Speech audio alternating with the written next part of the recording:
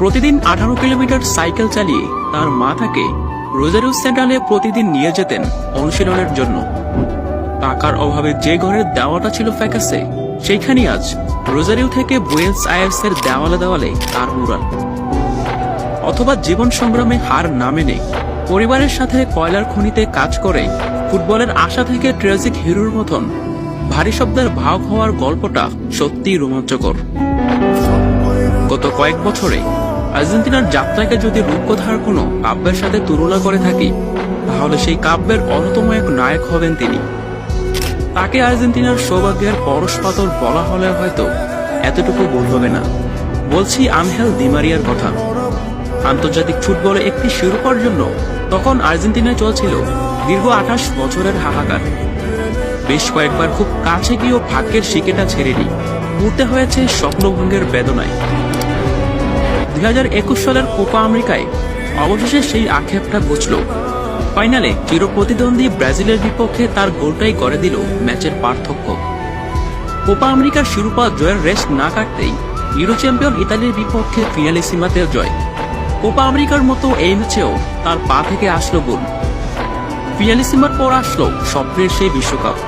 2014 সালের সেই স্মৃতি তো আর সহজে ভুলার নয়।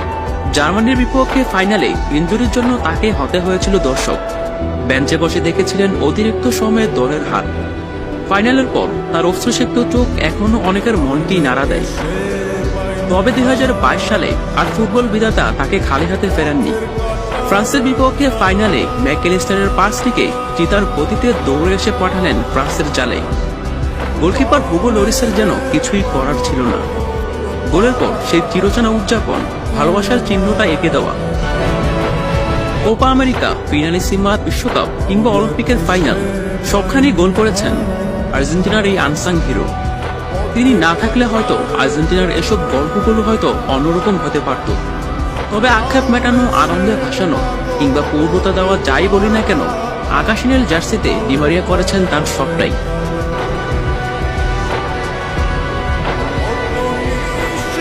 প্রতিদিন 18 কিলোমিটার সাইকেল চালিয়ে তার মা তাকে রোজারিও সেন্ট্রালে প্রতিদিন নিয়ে যেতেন অনুশীলনের জন্য। টাকার অভাবে যে ঘরের দেওয়াটা ছিল ফ্যাকাসে, সেইখানেই আজ রোজারিও থেকে বুয়েন্স আয়ার্সের দেওয়ালে দেওয়ালে তার মুরাল। অথবা জীবন সংগ্রামে হার না মেনে পরিবারের সাথে কয়লার খনিতে কাজ করে ফুটবলের আশা থেকে ট্র্যাজিক হিরোর মতন ভারী শব্দের ভাগ হওয়ার গল্পটা সত্যিই রোমাঞ্চকর। গত কয়েক বছরে আর্জেন্টিনার যাত্রাকে যদি রূপকথার কোনো কাব্যের সাথে তুলনা করে থাকি, তাহলে